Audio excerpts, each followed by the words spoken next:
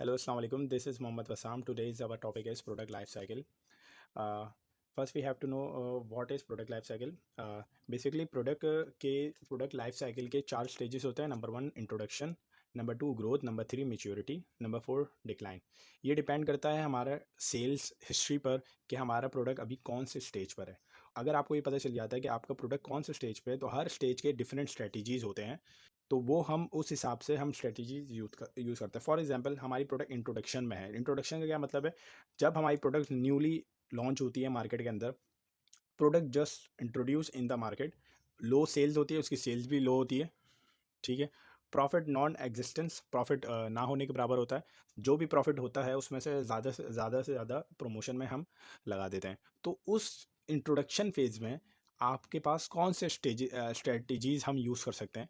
तो we have four strategies can be use in the introduction stage. Number one, rapid skimming strategy. Number two, slow skimming strategy. Rapid skimming strategy का क्या मतलब है कि आप price को रखेंगे हाई और हाई प्रमोशन करेंगे. कि फॉर एग्जांपल, अगर आप प्रोडक्ट लॉन्च कर रहे हैं तो आप उसने प्राइस भी आपने हाई रखा हुआ और हाई प्रमोशन कर रहे हैं. अच्छा, अब ये सारे प्रोडक्ट के साथ नहीं कर सकते. हम बेसिकली हम अपना प्रोडक्ट देखेंगे कि हमारा प्रोडक्ट किस चीज़ में फॉल कर रहा है. हम उस हिसाब से हम इसकी जो स्ट्रेटजी यूज़ करेंगे. फॉर एग्जाम्पल, अगर लिखा हुआ है कि अगर आपको रैपिड स्कीमिंग स्ट्रेटजी यूज़ करनी है, तो आपका क्या है? We rapid skimming strategy we use when our product is unique. अगर आपके पास यूनिक सेलिंग है, अगर आपका प्रोडक्ट बहुत ज़्यादा यूनिक है, मार्केट बहुत ज़्यादा लेस कंपटीशन है मार्केट में, और फॉर एग्जांपल जो आपने टारगेट करा है मार्केट को, ठीक है, टारगेट ऑडियंस जो है आपकी, वो हाई प्राइस पे करने में उनको कोई मसला नहीं है, तो वो आप कौन सी स्ट्रेटजी यूज़ कर सकते हैं? Rapid skimming strategy. और स्लो स्कीमिंग स्ट्रेटजी का क्या मतलब है कि वी अगर हम प्राइस को हाई रखेंगे rapid skimming slow skimming strategy में, और प्रमोशन उसकी करेंगे कम. अच्छा, अब ये हम कब करेंगे? जब हमारे पास फॉर एग्जांपल प्रोडक्शन जो है अवर प्रोडक्ट की वो बहुत लिमिटेड हो, slow. We we slow skimming strategy we use when our product with limited production capacity, like luxury car manufacture introducing a new car. अभी इसलिए कर रहे हैं कि भाई, अगर आपने प्राइस हाई रखी हुई है और आपकी कोई प्रोडक्ट है उसकी प्रोडक्शन भी कम है और आप उसकी मार्केट प्रमोशन ज़्यादा कर रहे हैं, सो इससे होगा क्या कि आपके कस्टमर्स जब जाएंगे प्रोडक्ट लेने, तो जाहिर सी बात है उसकी अवेलेबिलिटी नहीं हो पाएगी, और इससे फिर आपके कस्टमर्स खराब होने के चांसेस होंगे. तीसरी स्ट्रेटजी है रैपिड पेनिट्रेशन स्ट्रेटजी. जो इंट्रोडक्शन स्टेज में हम यूज़ करते हैं, इसमें होता है क्या है, हम प्राइस को रखते हैं कम और प्रमोशन करते हैं ज़्यादा. ये कब यूज़ करते हैं? Product with high demand elasticity, target a large market, economics of sales like. अच्छा, अब ये तब करते हैं जब फॉर एग्जांपल, आपको एग्जांपल देते हैं कि अगर आपने आजकल के दौर में न्यू स्मार्टफोन, आपने जो कंपनी है न्यू स्मार्टफोन उसने लॉन्च करा है, और आपको पता है कि अभी कॉम्पिटिटिव मार्केट है बहुत ज़्यादा स्मार्टफोन की ना, तो आपको क्या स्ट्रेटेजी यूज़ करनी पड़ेगी? Rapid penetration strategy. इसमें होगा क्या, आपको प्राइस रखना पड़ेगा कम और प्रमोशन करनी पड़ेगी ज़्यादा.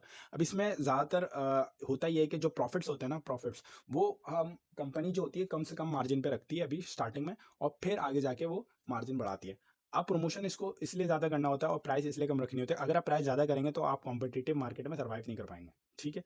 तो इसमें आपको रैपिड पेनिट्रेशन स्ट्रेटजी यूज़ करनी पड़ती है, प्राइस रखनी पड़ती है कम और प्रमोशन ज़्यादा से ज़्यादा. स्लो पेनिट्रेशन स्ट्रेटजी, जब आपके पास रिसोर्सेज लिमिटेड हो, market in is price sensitive, market जो है आपकी प्राइस सेंसिटिव हो, मतलब बहुत ज़्यादा सेंसिटिव हो कि भाई प्राइस कम होनी चाहिए और ज़्यादा नहीं होनी चाहिए. अब इसकी एग्जांपल क्या है कि अगर फॉर एग्जांपल कोई कंपनी, जैसे कि जेनरिक ड्रग है, जेनरिक ड्रग का क्या मतलब है? फॉर एग्जांपल, एक अभी मार्केट में ड्रग है बहुत मशहूर, पैनाडोल. ठीक है, उसका जेनरिक है पैरासीटामोल. अगर कोई कंपनी पैरासीटामोल लॉन्च करती है और उसको पैनाडोल को कैप्चर करना है, पैनाडोल के मार्केट को कैप्चर करना है, तो या तो उसका ये तरीका है कि भाई वो आए, वो उसकी प्राइस कम रखे और हाई प्रमोशन करे, प्रमोशन बहुत ज़्यादा करे. ठीक है, और अगर उसके पास अच्छा खासा कैपिटल है, वरना वो ये कर सकता है कि उसने वो रखेगा प्राइस कम, स्लो प्राइस रखेगा, और उसकी छोटी छोटी मार्केट कैप्चर करेगा, थोड़ा थोड़ा मार्केट कैप्चर करेगा, ज़्यादा नहीं करेगा. लेकिन अगर उसके रिसोर्सेज लिमिटेड हैं, तो उसको लाजमी स्लो पेनिट्रेशन स्ट्रेटजी करनी पड़ेगी. जैसे कि एग्जांपल इसकी दी जाती है दीमक की तरीके से, थोड़ा थोड़ा मार्केट को कैप्चर करेगा, थोड़ा थोड़ा करके, क्योंकि हमारे पास रिसोर्सेज लिमिटेड है. अगर रिसोर्सेज लिमिटेड नहीं होती तो हम रैपिड पेनिट्रेशन स्ट्रेटजी भी यूज़ कर सकते थे कि हम लो प्राइस पे हाई प्रमोशन करें। सेकंड फेज आता है हमारे पास ग्रोथ स्टेज, इसमें होता है क्या, period of rapid market acceptance, sales increase हो रही होती है, प्रॉफिट जनरेशन नजर आ रहा होता है। इसमें आप 3 किस्म की स्ट्रेटेजीज यूज कर सकते हैं। नंबर 1, एक्सपैंड डिस्ट्रीब्यूशन चैनल्स, ठीक है, जिसमें क्या होता है आप प्रोडक्ट की अवेलेबिलिटी बढ़ाएं ताकि जब आपके कस्टमर्स आपके प्रोडक्ट लेने जाए तो उनको मतलब कि प्रोडक्ट मिल जाए। अगर प्रोडक्ट नहीं मिलेगी तो फिर वो प्रोडक्ट की तरफ से जो प्रोडक्ट पे बिलीव नहीं कर पाएंगे कि ये प्रोडक्ट तो मिलती ही नहीं है मार्केट में। अच्छा, उसके बाद आता है हैवी प्रमोशन एंड एडवर्टाइजिंग। आप उसकी जब आपकी प्रोडक्ट ग्रोथ फेज में हो तो आप हैवी प्रमोशन करें, एडवर्टाइजमेंट करें to maintain the consumer interest, ताकि आपका जो कंज्यूमर है वो इंटरेस्ट में रहे, वो आपके प्रोडक्ट पे इंटरेस्टेड रहे। प्रोडक्ट डिफरेंशिएशन, और जब आप ये भी कर सकते हैं प्रोडक्ट डिफरेंशिएशन, यस, जब आप ग्रोथ फेज में हैं तो आप क्या कर रहे हैं कि आप स्टैंड आउट कर रहे हैं मार्केट के अंदर। जैसे फॉर एग्जांपल 2 महीने आपने फॉर एग्जांपल कोई एक स्ट्रेटजी यूज़ करी, आपने डिफरेंशिएट रखा फॉर एग्जांपल प्राइस के फॉर्म में, ठीक है, प्राइस आपने बढ़ा दी, ठीक है, बढ़ा दी, तो आप क्या करेंगे, तो आप उसका स्टाइल भी चेंज करेंगे। फॉर एग्जांपल आपने कोई न्यू पैकेजिंग लॉन्च कर दी, उसके साथ कोई डील्स आपने निकाल दी, तो आपने स्टाइल चेंज कर रहे हैं ग्रोथ फेज में ताकि जो कस्टमर है उसका इंटरेस्ट बना रहे।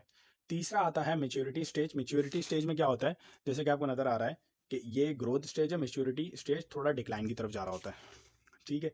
मेच्योरिटी स्टेज में क्या होता है, स्लो डाउन हो जाती है sales, slow down in sales due to the high competition, competition फिर आहिस्ता आहिस्ता बढ़ जाता है, तो प्रॉफिट डिक्लाइन होना शुरू हो जाता है। अब इसमें स्ट्रेटेजी कौन सी यूज हो सकती है, इसमें ये हो सकती है कि improve quality of the product, आप प्रोडक्ट की क्वालिटी बढ़ाएं ताकि कस्टमर्स ना चाहते हुए भी आपके प्रोडक्ट की तरफ आए। अगर आपकी प्रोडक्ट की क्वालिटी बेकार होगी तो प्रोडक्ट कस्टमर्स कभी नहीं आएंगे। Increase usage of your product by adding new and different utilities, ठीक है, आपको अपने प्रोडक्ट में न्यू न्यू इनोवेशंस लाना पड़ेगी, वरना आप क्या करेंगे, आपका प्रोडक्ट स्टैंड नहीं कर पाएगा और फिर वो डेड हो जाएगा, डिक्लाइन स्टेज में चला जाएगा। नंबर 3, प्रमोशन, कि आपको प्रमोशन उसकी ज़्यादा से ज़्यादा करनी पड़ेगी। इस स्टेज पे आपको अंदाज़ा हो जाता है कि आपकी प्रोडक्ट आगे स्टैंड कर पाएगी या नहीं कर पाएगी। इससे आपको पता चल जाता है कि आपको अपने प्रोडक्ट को अबैंडन करना पड़ेगा या आगे जाके आप कुछ कर सकते हैं। नंबर 4 आता है डिक्लाइन स्टेज। डिक्लाइन स्टेज में होता क्या है, sales going down, sales down होना शुरू हो जाते हैं, प्रॉफिट डिक्रीज हो जाता है। स्ट्रेटेजीज इसमें कौन सी है, improve product effective production and marketing programs, control करें, कॉस्ट को कंट्रोल करें, और या फिर अगर आपसे आपकी प्रोडक्ट मार्केट में स्टैंड नहीं कर पा रही तो आप उसको अबेंडन कर दें। तो ये डिफरेंट स्टेजेस होते हैं, फेजेस होते हैं प्रोडक्ट के। ये डिपेंड करता है, आपका प्रोडक्ट अगर मेच्योरिटी स्टेज में है तो आप तब भी आप उसको ग्रोथ स्टेज में लेके जा सकते हैं। वो डिपेंड करता है आपके इनोवेशन, आपके मार्केट प्रोडक्ट क्वालिटी के ऊपर, आप किस तरीके से प्रोडक्ट को लेके चलते हैं, आपके प्रोडक्ट के अंदर न्यू न्यू आइडियाज़ लेके आते हैं, न्यू न्यू इनोवेशन लेके आते हैं। क्योंकि ये ज़रूरी नहीं है कि अगर आपका प्रोडक्ट अभी आज के दौर में बहुत बूम कर रहा है तो आपके आने वाले 20 साल 25 साल ऐसे ही निकलेंगे। फॉर एग्जाम्पल CD DVD जब आई थी तो बहुत ज़्यादा मार्केट में शोर हुआ था, बहुत ज़्यादा इसकी हाइप बन गई थी, लेकिन आजकल के दौर में CD DVD के बारे में कोई पूछता नहीं है।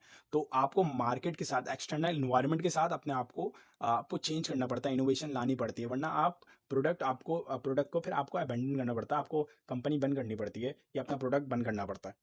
तो ये था आज का हमारा टॉपिक, प्रोडक्ट लाइफ साइकिल। इंशाल्लाह we will meet you in next video. Thank you.